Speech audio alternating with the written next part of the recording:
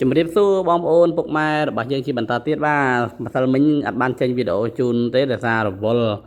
បងប្អូនពុកម៉ែប៉ុន្តែឥឡូវនេះក៏ឆ្លៀតពេលដែរដោយសារអីដោយសារភ្ញៀវច្រើនបងប្អូនណាភ្ញៀវច្រើនអញ្ចឹងទៅអត់មានពេលវេលាចេញវីដេអូជូនបងប្អូនយើងទស្សនានៅក្នុងការចាប់ផ្សាយកាលណាខ្ញុំចេញវីដេអូទៅគឺត្រូវតែ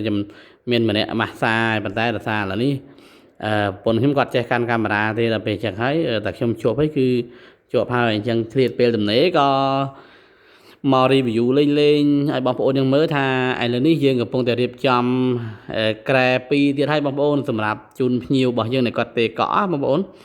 បាទគាត់ booking តាំងពីម៉ោង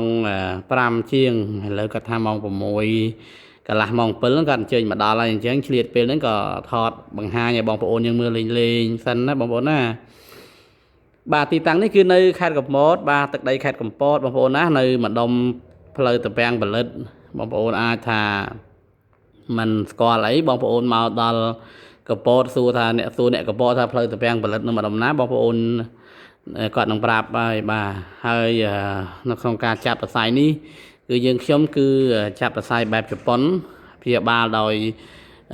ជប៉ុនណាបងប្អូនណាក្បាច់ជប៉ុនមិនម៉ាស្សាធម្មតាទេគឺម៉ាស្សាបែបជប៉ុនសម្រួលសរសៃដល់បងប្អូនជនពិការផ្នែកកម្ពុជាហើយមួយវិញទៀតសម្រាប់បងប្អូនជនពិការផ្នែករបស់យើងគឺគាត់មានជំនាញបងប្អូនណាមានជំនាញម្នាក់គឺ10ឆ្នាំលើហើយបងប្អូន10ជាងហើយនៅក្នុងការចាប់ផ្សាយនេះបងប្អូនអញ្ចឹងពុកម៉ែបងប្អូនយើងមានអាការៈចុកថ្លោះក្រិចស្ពឹកស្រពន់ stress គេងមិនលក់អីបងប្អូនយើងអញ្ជើញមកទីនេះយើងខ្ញុំនឹងផ្ដល់ទៅវិញនូវសុខភាពល្អហើយនឹងយើងខ្ញុំនឹងជួយសម្រួលលោកអ្នកបានណាឥឡូវនេះមើលប្រពន្ធខ្ញុំបងប្អូនអើយថ្ងៃនេះមួយទឹកហើយស្អាតមែនតើហើយឥឡូវនេះកំពុងរៀបចំកន្លែងជូនភ្ញៀវបងប្អូនអើយគាត់មួយទឹកគាត់ក្តៅពេកក្តៅយ៉ាងមួយទឹកបាទឥឡូវនេះយើងរៀបចំកន្លែងជូនភ្ញៀវនឹងគាត់ជាលក្ខណៈគ្រួសាររបស់គាត់ទេគាត់គ្រួសារគាត់ប្តីប្រពន្ធគាត់ហើយយើងខ្ញុំម៉ាស្សាជូនគាត់នឹងគាត់ឈឺចង្កេះបាទគាត់មានអាការៈគៀបណាគាត់មកសម្រួលបងប្អូនបាទហើយឆ្លៀតក្នុងឱកាសនេះផងដែរក៏សូមជម្រាបជូនបងប្អូនពុកម៉ែយើងថាសម្រាប់ទីតាំងយើងខ្ញុំងាយស្រួលរកទេបងប្អូនស្គាល់វរៈបុណ្យធម្មណាបងប្អូនបេនឡានរថយន្តក្រុងវរៈបុណ្យធម្មយើងនៅចិត្តស្ពានថ្មីហ្នឹងមកហ្នឹងផ្លូវខាងជើងត្រង់ហ្នឹងផ្លូវវិតុងមួយហ្នឹងបាទមកបងប្អូនមកបាសសាដៃទេពបាទឃើញហើយ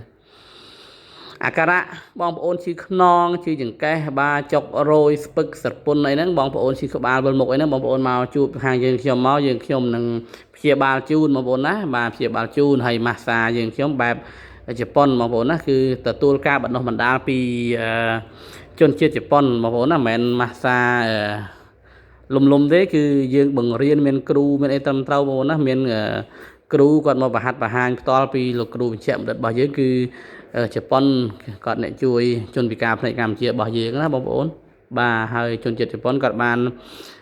កបង្រៀនពួកយើងតាំងឆ្នាំ90ជាងប៉ុន្តែបច្ចុប្បន្ននេះគាត់ក៏នៅតែមានពេលមានឆ្នាំរបស់គាត់បាទមានឆ្នាំរបស់គាត់នៅបរិញ្ញាបត្រអញ្ចឹងប៉ុន្តែគាត់យើងមានរៀនតាមរយៈអង្គការឬក៏សមាគមអីចឹងណាបងប្អូនបាទហើយយើងខ្ញុំចាប់វិស័យនេះយើងខ្ញុំក៏មានការទទួលស្គាល់ពីក្រសួងទេសចរផងដែរហើយលោកក៏បានចេញនៅសញ្ញាបត្របញ្ជាក់ការសិក្សារបស់យើងខ្ញុំផងដែរបាទឥឡូវនេះយើងខ្ញុំក៏មាននៅសញ្ញាបត្រសម្រាប់ឲ្យបងប្អូនមើលផងដែរបាទនេះសញ្ញាបត្រណាបងប្អូនតែខ្ញុំប្រចាំងតឃើញនេះបងប្អូននេះបាទនេះបងប្អូនមើលលេងណាសញ្ញាបត្រហ្នឹងថតត្រូវទេបងប្អូនអើយបាទណាលើសឡុងណាសញ្ញាបត្រយើងហ្នឹងដល់សឡុងពោះបាទអីទេពោះទៀតឯងសំខាន់យើងថតឲ្យចំមកឃើញបងប្អូនយើងមើលបាទសញ្ញាបត្រនេះគឺបញ្ជាក់ការសិក្សារបស់ពួកយើងខ្ញុំបាទហើយចេញដោយក្រសួងទេសចរកម្ពុជារបស់យើងតែម្ដងបងប្អូនណាហើយមានការបង្ហាត់បង្ហាញពីផ្នែកពេទ្យគីណេទៀតផងដែរគឺលោកគ្រូសុនសខុមមន្ទីរពេទ្យកាឡាម៉ែតគាត់ក៏បានចុះមកបង្ហាត់បង្ហាញយើងខ្ញុំតាមរយៈសមាគមរបស់ជនពិការផ្នែកកម្ពុជាបាទអញ្ចឹងយើងខ្ញុំមានចំណេញពិតប្រាកដមួយក្នុងការព្យាបាលសរសៃជូនពុកម៉ែបងប្អូនរបស់យើងនៅក្នុងការចាប់សរសៃណាបាទខ្ញុំមានជំនាញបាទសម្រាប់ព័ត៌មានបន្ថែមបងប្អូនយើងតាក់ទងមកណាលេខទូរស័ព្ទ070ឬក៏078បើលេខដូចគ្នា97 32និង98បងប្អូនយើង ហើយឥឡូវនេះខ្ញុំបិទទ្វារបើកម៉ាស៊ីនត្រជាក់ដើម្បីរងចាំទទួលអតិថិជនរបស់យើងឲ្យគាត់ទេ booking តាំងពីម៉ោង 5 ជាងណាបងប្អូនហើយគាត់មិនទាន់មកដល់ទេដោយសារអីដោយសារគាត់ស្ទះការងារគាត់អញ្ចឹងគាត់សុំណាត់ម៉ោង 6 ឬក៏7អីចឹង1កន្លះ7អីចឹងបាយមួយទៀតពុកម៉ែបងប្អូនយើងខ្ញុំមិនសូវបានចេញវីដេអូដោយសាររវល់អញ្ចឹងបងប្អូនអ្នកដែលគាត់រងចាំទស្សនាតាមរយៈ channel YouTube របស់នរៈចាប់ប្រសាយហ្នឹងគឺមើលវីដេអូចាស់ៗលេងសិនទៅបាទហើយវីដេអូថ្មីនោះមិនជាចេញបន្តហើយរកអ្វីដែលផ្លាច់ជូនដោយសារចេះដោយសារយើងខ្ញុំនៅតែក្នុងកន្លែងម៉ាស្សាអញ្ចឹងហើយខ្ញុំមានតែបង្ហាញវីដេអូពាក់ព័ន្ធជាមួយនឹងម៉ាស្សាហ្នឹងហើយដើម្បីឲ្យបងប្អូនយើងមើលណាបងប្អូនបាទហើយចំពោះកន្លែងម៉ាស្សាទៀតសោតនេះគឺយើងមានភាពធំទូលាយបាទទីតាំងណាបងប្អូនបាទធំទូលាយមែនតើហើយមានផាសុកភាពបងប្អូនណាហើយ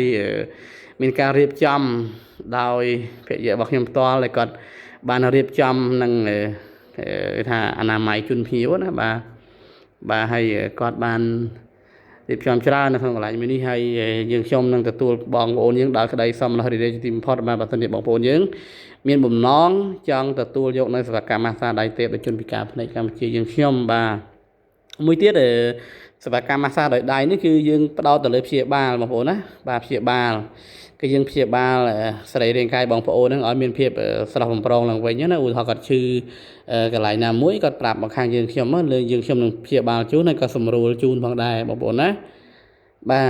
ទឥឡូវនេះយើងខ្ញុំអស់ហើយដូចជាអត់មានអីនិយាយតទៀតទេហើយមានគ្រប់លាបងប្អូនយើងត្រឹមតែប៉ុណ្ណេះសិនណាបងប្អូនណាខាន់តែពេលទៅផងដែររកកំណត់ខុសឆ្គងនៃកាត់មានឡើងនៅក្នុងការផ្សាយផ្ទាល់ក៏ដូចជាក្នុងការថតវីដេអូជូនទៅដល់ពុកម៉ែបងប្អូនយើងទស្សនាអរគុណជម្រាបលាបាយបាយ